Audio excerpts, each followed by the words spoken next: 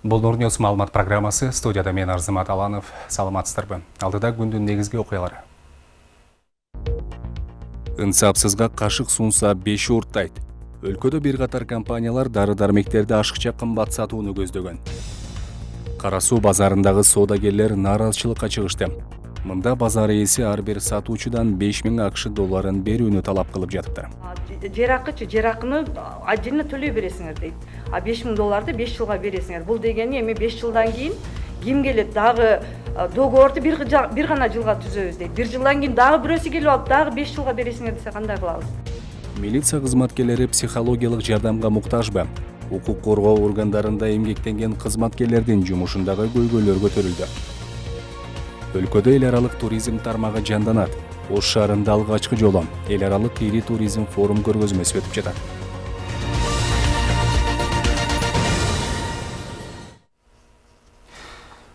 Өзгөчө кырдаалдар министрлигинин басма сөз кызматынын маалымдашынча, бүгүн түнү Аламөдүн районундагы Маевка айылындагы алгачкы кадам деп аталган жеке менчик бала бакчанын имараты өрттөнгөн.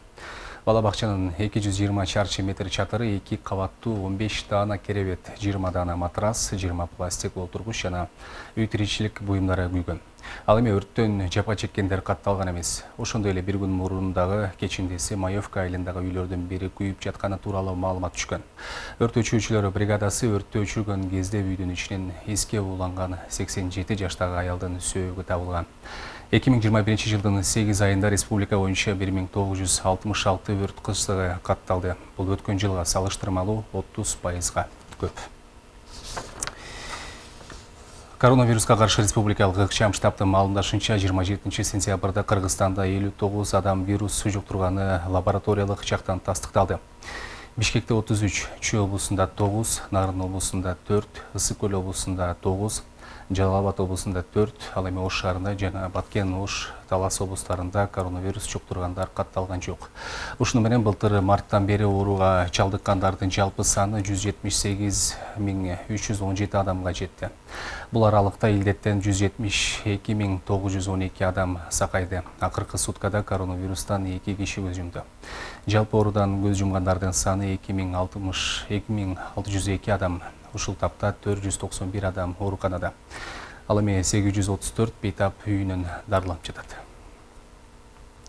Улуттук коопсуздук боюнча мамлекеттик комитетинин басма сөз кызматы 27 сентябрда тараткан маалыматка ылайык бир катар компаниялар дары-дармектерди ашыкча кымбат сатууну көздөгөн.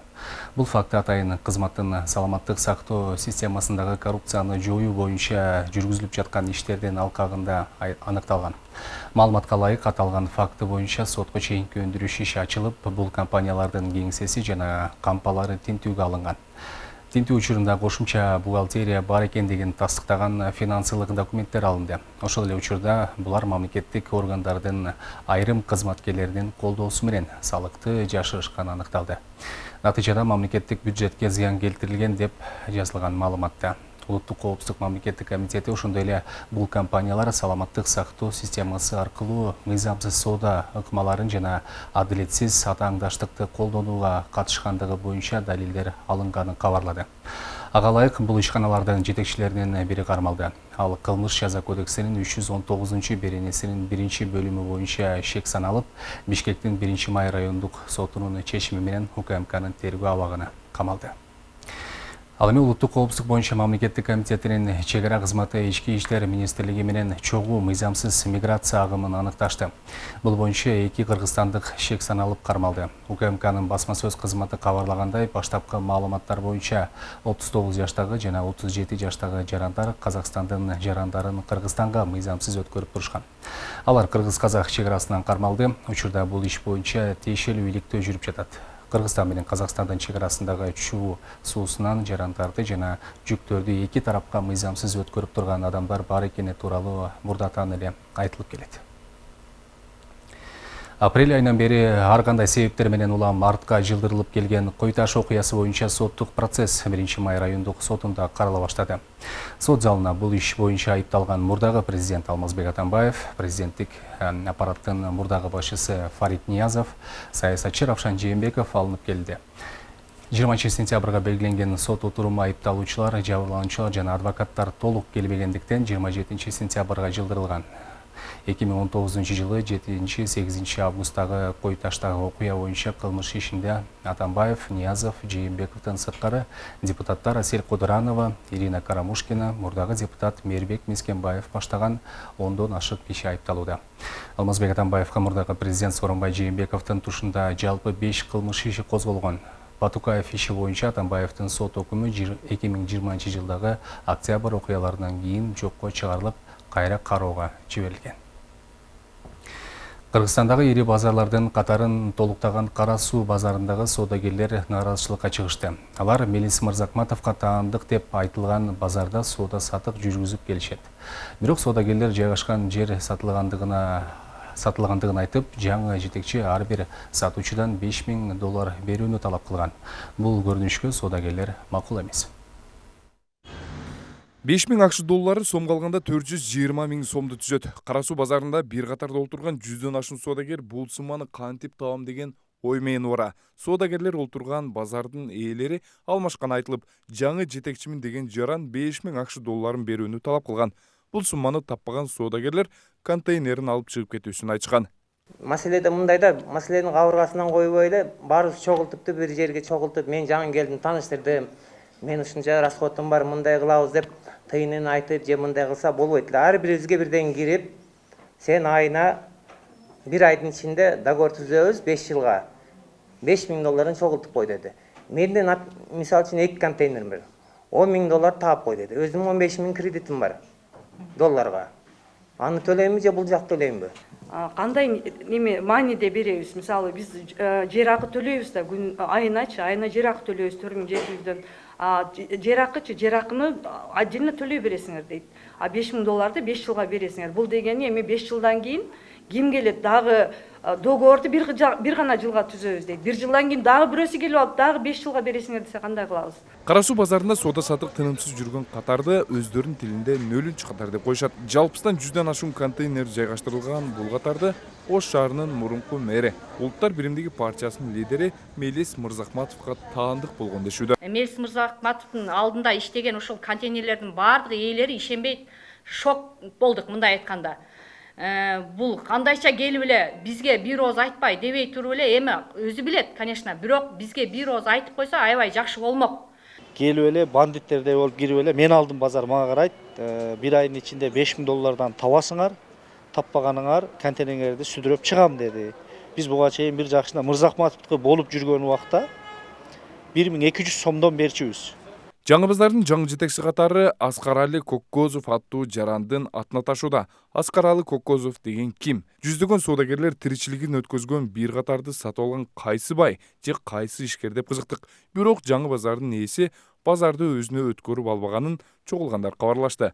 Көрсө базарды Мырзакматовдун партиялаштары, жакын санаалаштары эле сатып алыптыр. Коккозов Улуттар биримдиги партиясы менен байланышы бар. Соц тармакта түшкөн сүрөтүнө карасак, Улуттар биримдигинин штабынын алдында тартылган партиянын логотиби да көрсөтүлгөн. Коккозов чоң ишкер деле эмес. Мелис Мырзакматов мэр болуп турган учурда Ош шаардык мэриясында катардагы кызматкер болуп эмгектенген.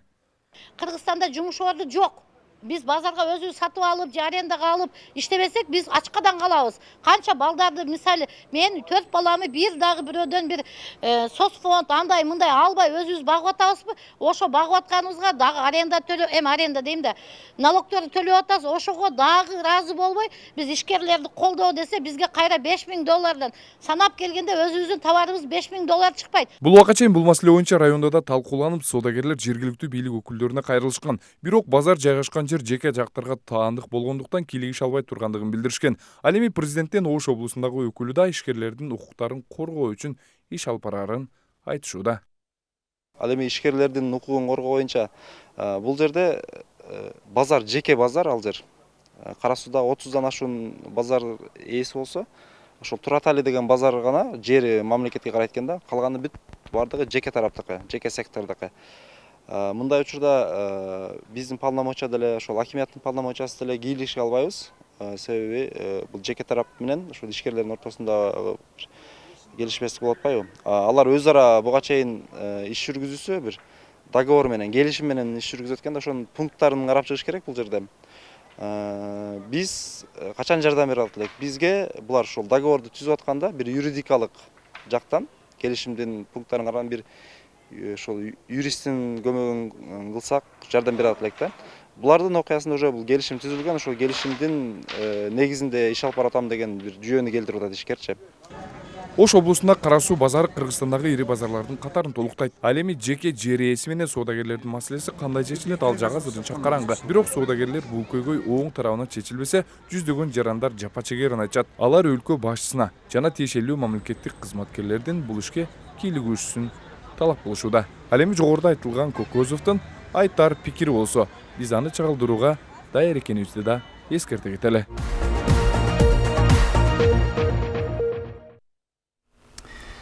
Бүгін Тажикстандын күч кызматкерлери кармап кеткен кыргызстандык жаран Уразбек Мирзоев мекенине кайтарылды. Маалыматка караганда Баткен жана Согди облустарынын башчылары сүйлөшүү жүргүзүп, натыйжада Уразбек Мирзоев Кулумду автожол көзөмөл өткөрүү жайы аркылуу алып келинген.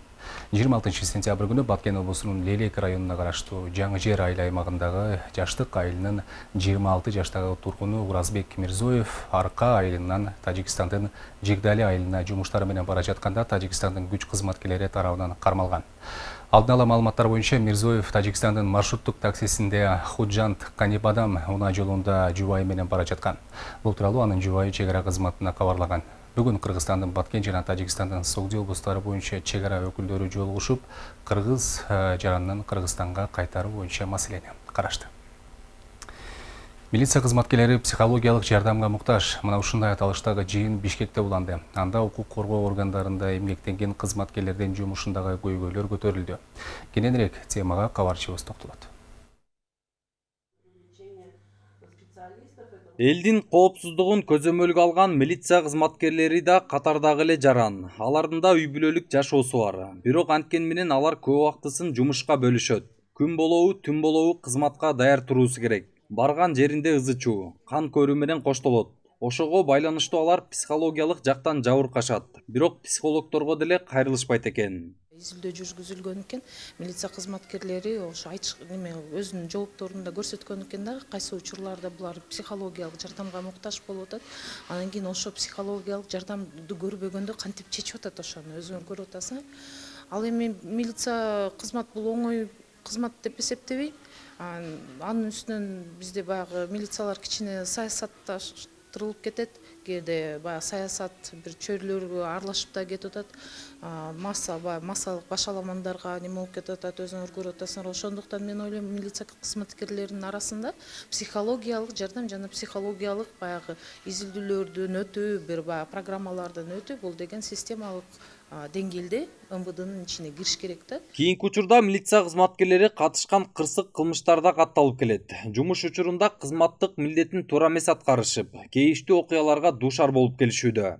Мисалга, мындан 1 ай мурда милиция кызматкерлеринин бири жөнөкөй жаранга ок чыгарып алган. Ал жаратынан улам ошол жерде көз жумган. Мына ушуга окшогон окуялардын баары милиция кызматкерлеринин моралдык жактан жетиштүү колдоо таппагандан келип чыгууда дейт адистер. Эгерде өз убагында специалистке кайрылбаса, эң начар нерсеси бул бара-бара чогулуп отуруп бир чоң нерсеге алып келиши мүмкүн да. Себептен жана айтылбадыбы? Бир кичинекей эле бир себеп болуп кетсе, адам өзүн мисалы үчүн аябай жаман сөздөр менен, это минимум, башка адамга неме кылышы мүмкүн да, запкысы тийиши мүмкүн. Же болбосо өзүн стресстен кармай албай, башка дагы бир нерселерге урунуп жибериши мүмкүн да. Да, то есть ошондуктан это все мындай чогулуп отуруп, анан чоң кайгылуу нерселерге алып келет. Бүгүнкү күндө өлкө боюнча милиция кызматкерлери менен иштеген 4 эле психолог бар экен. Алардагы Ички иштер министрлигинин имаратында кызмат көрсөтүүлөрү айтылып жатат. Негизи эл аралык практикада 30 же 40ка жакын тартип сакчысына бирден психолог дайындалат экен. Мына ушул ыкманы бизге да алып келишибиз керек. Тагыраагы ар бир милиция бөлүмдөрүндө психологдор иш алып баруусу керек дешет чогулгандар. Жалпылап айтканда, алардын бардык эле жерде жалпылап бир суроо бергенде бизде ачыкка чыгып, тем более бул ички иштер булардын жумушуна байланыштуу көп нерсе ачыкка чыгарылбайт да. Анан кийин бардык жалпылап келгенде, эгерде ар бирин өзүнчө бөлүп мындай интервью алып сүйлөшүп маек курганда, көп эле адамдар психолог кайрылганга даяр.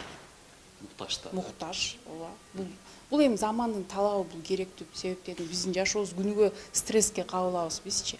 А эгерде биз ошол нерсени чыгарып бир специалист менен ошол суроолорду чечип албасак, биздин кийинки жашообузга өзүнүн запкысын тийгизип атат. Кабуста моралдык жактан чарчаган тартип сакчысы психологко кайрылыптыр дегенди деле укпайбыз. Бар болсо да өтө аз кездешет. Психологиялык жактан жабыркаган адам акыры басымдан улам, жарылууга барат. Бул дегенди курал кармаган адам үчүн аябай коркунучтуу. Ар кандай иштерге барып коюусу мүмкүн. Андыктан ишти создуктурбай бул маселени Ички иштер министрлиги тезирээк колго алуусу зарыл дейт укук коргоочулар.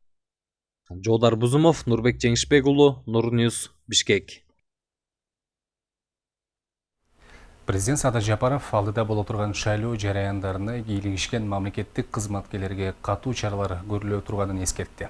Бул тууралуу ал Ош облусунун Чоң Алай районундагы эл менен жолугушууда билдирди. Андан тышкары Борбордук шайлоо комиссиясында шайлоого карата даярдыктарды тууралуу кабарлады. Мына эми мындан кийин жаңы барган парламентти чимкирик деп атай албайсыңар. Бирөөнү дагы. Кимди чимкирик десеңер, өзүңөр чимкирик деген болосуңар анда. Ушундай шарт түзүп бердим, эми калганы өзүңөрдө. Сатылбагыла, сатпагыла добушуңарды. Жогорку кеңештин жаңы чакырылышы 90 депутаттан турат. 54 депутат партиялык тизме аркылуу 36 бир мандаттуу округтан шайланат. Жарандар партия үчүн гана добуш берген өткөн шайлоолордон айырмаланып, алар алдыдагы шайлоодо партия үчүн эле эмес, андагы өзүнчө бир талапкерге да добуш берген система киргизилди. Эгер кайсы бир мамлекеттик кызматкер шайлоо жараянына кирише турган болсо, ага карата токтоосуз түрдө катаал чаралар көрүлөт. Шайлоо боюнча мына бардык шартты түзүп бердим силерге. 36 республика боюнча бир мандаттуу округтан чыгат. Түздөн түз өзүңөр шайлайсыңар. Андан сырткары 54 партия менен болуп атпайбы? 36 бир мандат. 54 дагы партияны шайлайсыңар, мурункудай партияны эле шайлап койбойсуңар жалгыз эле. Ичинде 54 адамдын кимисин кааласаңар ошогону бересиңер. Бардыгына установка беремин, аким, губернатор, начальник УВДларды, бүт кабинет министровду, бир дагы госслужащий бир партияга же одномандатныйдан бир кандидатка иштебейт. Ким иштесе арызын жазып кетет, же болбосо сразу жумуштан алабыз биз. Саясий серепчи Урмат Акундун пикиринде шайлоодо административдик ресурс колдонуу, добуш сатып алуу жарандар үчүн адатка айланып калган. Ошентсе да мамлекеттик кызматкерлердин шайлоого кийлигишүүсүн бир гана президент эмес, жалпы журт жапырт көзөмөлдөбү абзел. Бүгүнкү күндө муну бир нукка салыш өтө оор. Ошол эле багытта мисалы үчүн Садыр Жапаров жанагы мамлекеттик кызматкерлер партиянын шайлоосунда, парламент шайлоолордо катышпайт дегенди бул абдан туура деп айтмакмын. Буга жаңгыз эле президент же бийликтер эмес, ар бир жаран муну көзөмөлдөш керек. Анткени же булар бир жолу мамлекет кызматын кыйрасын, же болбосо шайлоону кыйрасын деген талапты коймокпуз. Ошол эле багытта бүгүнкү күндө жаңгыз эле бийликтин партиясына чуркаш эмес, кайсы бир партияга үгүт иштерин, агитация иштерин жана ошол штаб башкарууда болгон мамлекет кызматкерлердин баардыгын мыйзам чегинде жоопко тартыш керек. Шайлоо 28 ноябрга белгиленген. Бул ирет аралаш система менен өтөт. Бирдиктүү округтан катышуу ниетин 75 партия билдирген. Ал эми бир мандаттуу округтан катышуу ниетин билдирип арыз тапшыргандардын саны 34кө жетти. Учурда талапкерлердин арызы кабыл алынууда. Андан тышкары шайлоочулардын тизмеси аныкталып, ар бир шайлоо тилкесине жиберилди. Шайлоочулардын саны бир топ округтарда, Ош шаарында, Ош областынын Кара Суу, Ноокат, Араван райондоруна да шайлоочулардын санынын өзгөргөнүнө байланыштуу жана конституциялык мыйзамдын талаптары бар.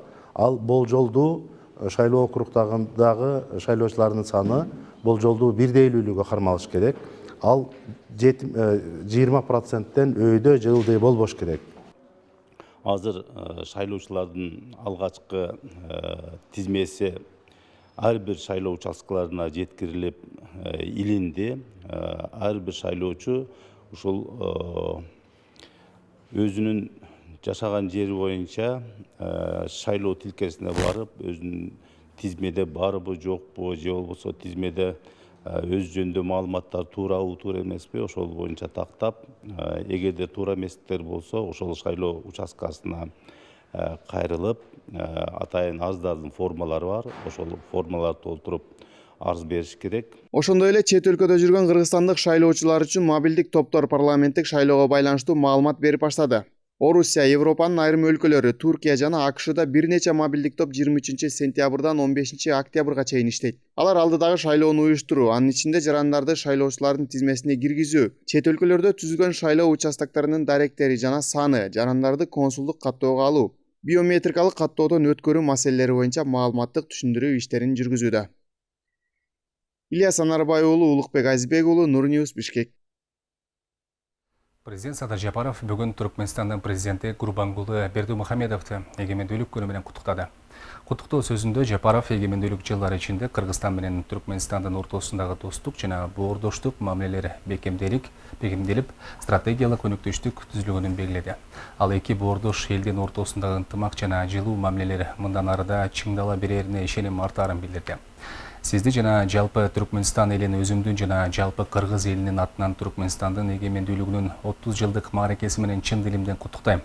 Кылымдарды карыткан тарыхы бар Түркменстан 30 жылдын ичинде өзүнүн ички жана тышкы саясатында чоң ийгиликтерге жетишип, учурда эл аралык коомчулукта татыктуу орунга ээ болду.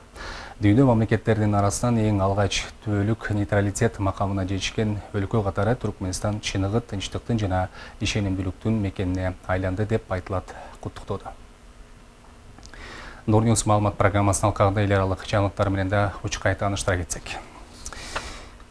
Грекиянын Крит аралында магнитудалык күчү 5,8 балга жеткен жер титирөө катталды. 27 сентябрда эртең менен болгон табигый кырсыктан Ираклион шаарындагы бир чиркөө кулап, анда иштеп жаткан бир киши мерт болду.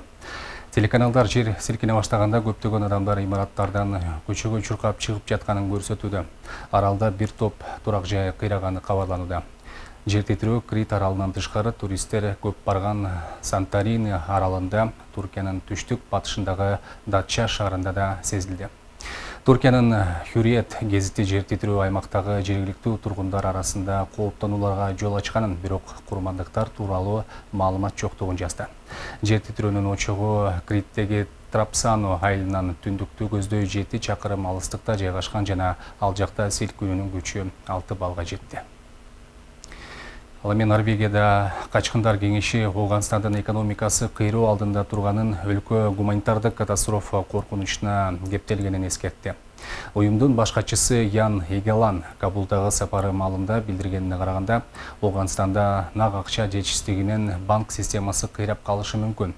Биз абанын температурасы 20 градуска чейин төмөндөй турган кыш мезгилине чейин адам өмүрлөрүн сактап калуу үчүн убакыт менен жарышып жатабыз. Жер которууга аргасыз болгон 100 миңдеген адамдарга жакынкы жумаларда баш калка, жылуу кийимдер жана тамак аш керек, деди Ян Егелан.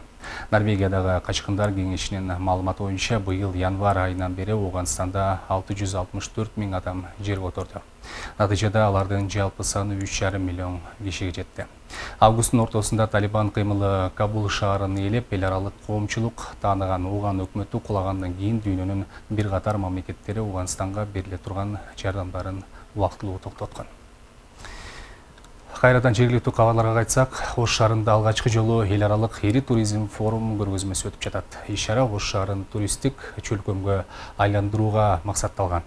Аталган көргөзмөгө өлкөнүн бардык аймагынан келип катышууда. Ал эми Кыргызстанга алгачкы ирет келген чет элдик туристтик компаниялардын өкүлдөрү Кыргызстанда туризмди өнүктүрүүгө бардык шарттар бар экендигин белгилешкен. Бул боюнча кененирээк кезектеги материалда баяндалат.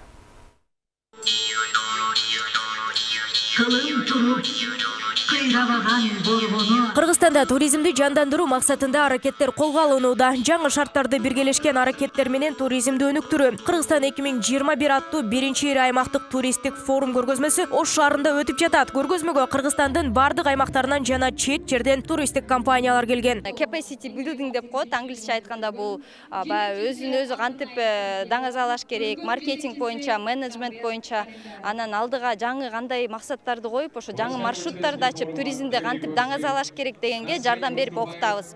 Анан биздин долбоордун алкагында бул CDS приключенческий туризм деп коет, бул кошумча баалуулуктарды кошуу. Жеке эле туризмибиз, биз жанагы асил боюнча, бал боюнча да иштейбиз. Ошону кантип иштеп чыгып, экспортко чыгарып, сатууларды жана жаңы жумуш орун түзүлөрүндө боюнча иштейбиз. Уз таткалар коомдук бирикмеси деп биз бирикме ачканбыз. Ал жерде 10дон ашуун аялдар иштешет. Ал жерде ушул кийимдин түрлөрү, колдо жасалган куурчактын килем таардын түрлөрү, анан ушу өзүңүздөр көрүп турган мына куурчактын түрлөрүн жасайбыз да. Анын максаты ошол биздин сырттан келген туристтер ошо биздин жасаган буюмдарыбызды алып, ошол биздин өлкө жөнүндө жакшы маалыматы, жакшы бир сезимдери калсын деген максатты биз тартуулагыбыз келет аларга. Учурда кооптуу кырдаалды башынан өткөрүп жаткан Баткен облусунда туристтик чөлкөмгө айлантуу мүмкүнчүлүктөр бар. Ага Баткендеги жаратылышы толук кандуу жооп берет. Учурда келген туристтердин саны өсүп жатканы да байкалып жатат. Буга коңшу мамлекет Өзбекстан менен чектеш жерлер кайрадан ачылгандыгы себеп болгон. Бизде мына постоянно чет элден туристтер азыраак келет, бирок ошол бизде мына жакын Өзбек Республикасы менен чек-арабызды ачып коюп, быйыл өтө көп элдер келишти. Ал жерде mana shunday боз үйлөр тигилген, элдерди ушу келип бир жумалап жашап кеткенге дагы шарт болуп атат.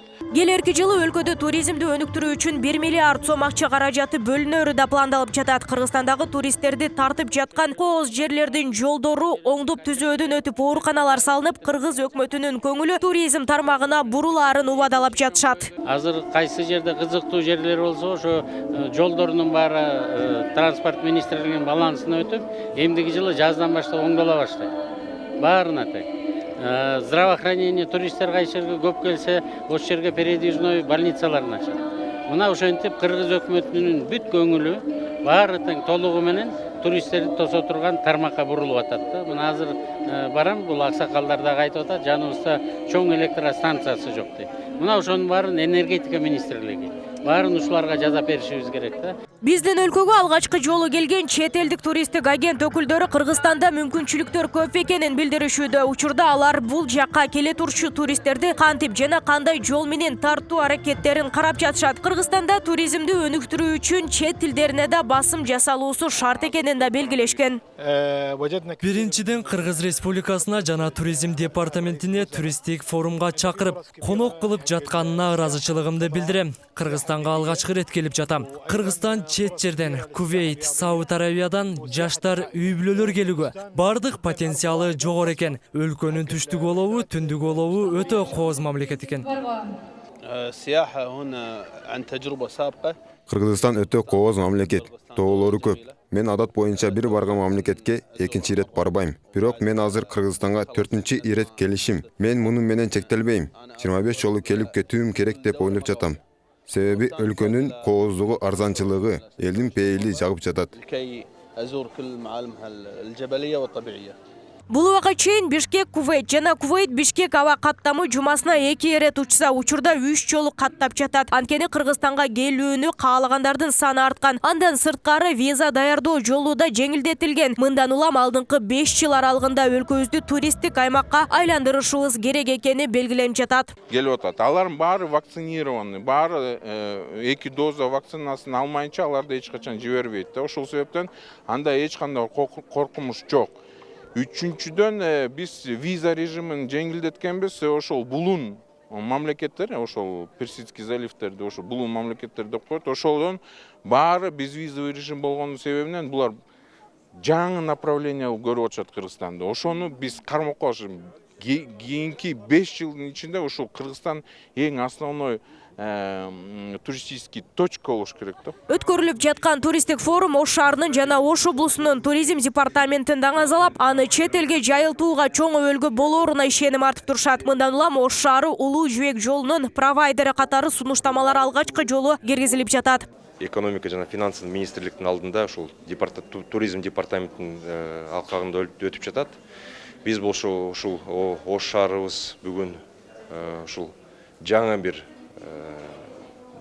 маанидеги мындай Ош шаары үчүн туризмге ылайыктуу ошо Ош шаары бул Улуу Жибек жолундагы провайдери деп бүгүн биринчи жолу ушундай заявление кылып атабыз. Эскерте кетсек, Кыргызстанда алгачкы жолу эл аралык туризм багытындагы эри көргөзмө өтүп жатат. Жаңы шарттарды биргелешкен аракеттер менен туризмди өнүктүрүү, Кыргызстан 2021 аттуу биринчи эри аймактык туристтик форуму жана Кыргызстан Улуу Жибек жолунун бутактарында аттуу биринчи туристтик көргөзмө жарманкеси өлкөнүн түштүгүндө тагыраагы Ош шаарында өткөрүлүүдө. Туристтик форум 26, 27, 28 сентябрга чейин уланат. Нурзада Сыдыкова, Темирлан Эрнест уулу, Нур Ньюс, Ош шаары. Өлкөнүн жарандары мындан ары умра сапарына түз эле барса болот. Тагыраагы буга чейин Сауд Арабияга зыярат кылуу үчүн жарандар бир канча каттамды которууга туура келчү. Эми бул түйшүк жоюлду. Бүгүн 27 сентябрда алгачкы жолу Ош-Маскат авиа каттамы жолу коюлду. Ош-Маскат авиа каттамы аркылуу сапарга чыккандардын көпчүлүгү умрага жол тарткандар. Бул каттамдын ишке ашышы менен зыярат кылуучуларга бир топ жеңилдик болот. Анткени мурда Ош-Бишкек, Бишкек-Стамбул же башка өлкөлөр менен каттап турушкан. Эскерте кетсек, пандемия башталган 2020 жылдын март айынан бери умрага сапар алгандар бүгүн алгач ирет учуп жатышат. Аны менен катар эки өлкө ортосундагы түз каттамдын ачылышы эки тараптуу туризм тармагынын өнүгүшүнө чоң салымын кошот. Маалымат үчүн айта кетсек, Маскат шаары орун алган өлкө Оман Султан деп аталып, ал түштүк батыш Азиядагы мамлекет. Араб жарым аралынын түштүк чыгышынан орун алган. Мурда Бишкектен үчөтелек же Дубай, же Турция, же башка болуп элек. Мундайым бирок азыр эң чоң жеңилдик мына Оштон учуп атканыбыз. Ошо түстөн түз Оштон Маскат неме? Жидда, Саудия. Мурда Бишкекке барыш керек эле да. Бишкекке барып, Бишкекте бир сутка жатып, анан уягы дальше кетет эле. Азыр Ош Бишкек кыскарды. Бул өтө жеңилдик. Себеп дегенде бул умрага барчылар бардыгы жаш чоң аксакалдар, кемпирлер, ошого жеңилдик өтө жакшы болду. Биздин Кыргызстаныбыздын айрыкча ушул Ош регионунун түштүктүн туризм боюнча өнүгүүсүнө эң негизги себептердин бирөөсү бул түз каттамдардын ачылышы да. Түз каттамдардын ачылышы менен бизге эки тараптуу туризм өнүгөт. Четтен да туристтер келет. Ошол эле араб мамлекеттерден, ошол эле Омандан. Бүгүн мына ушундай кабарлар болду. Бардык жаңылыктар биздин интернет баракчаларыбызда жеткиликтүү. Дареги экранда көрсөтүлгөн. А мен сиздер менен коштошом. Көрүшкөнчө саламатта туруңуздар.